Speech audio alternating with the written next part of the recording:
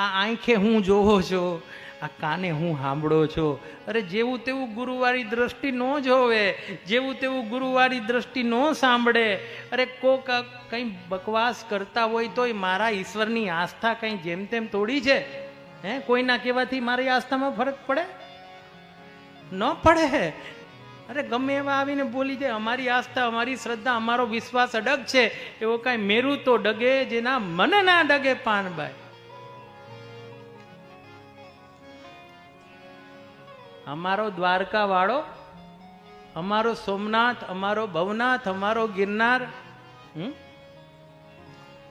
અમારી માતાજી ઉપરની આસ્થા, અમારી માતા પિતા ઉપરની આસ્થા, અમારા ગુરુ ઉપરની આસ્થા, એ શ્રદ્ધા એટલી નબળી નથી કે કોઈના કહેવાથી હલબલે કે માં ટાંચ પણ આવે. એની યારે વિવાદે કરવાનો જવાય. માત પિતા ગુરુ નિંદા સુનેવું જો કાના, હોય પાપ ગો ઘાત સમાના.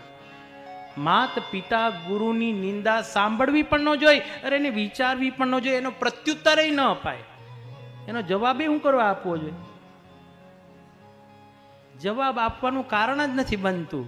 હું કરવા જવાબ આપવો જોઈએ? અમારી આસ્થા એવી નબળી છે, તમારા કહેવાથી ફરક પડી જાય, તમે લખી નાખો એટલે અમારું થઈ ગયું. અરે આસ્થા એટલી નબળી નથી, શ્રદ્ધા એટલી નબળી નથી, વિશ્વાસ એટલો નબળો નથી કે કોઈના કહેવાથી કે કોઈના લખવાથી બદલી જાય.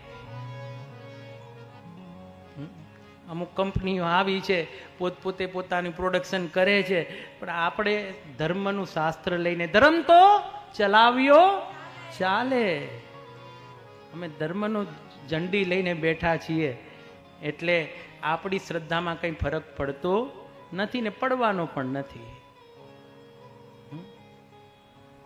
કોઈના કહેવાથી એવું સાંભળવાનું ના પાડી છે આપણે સાંભળવું જ નહીં. વિવાદે ન કરવો, જવાબે ન આપવો. આપણે ઓળખતા જ નથી. આપણે કોને ઓળખીએ? જે આપણા ગુરુગમી છે, જે આપણા સનાતન સત્ય સનાતન ધર્મને જે સ્વીકારે છે, માને છે, આપણે તેની હારે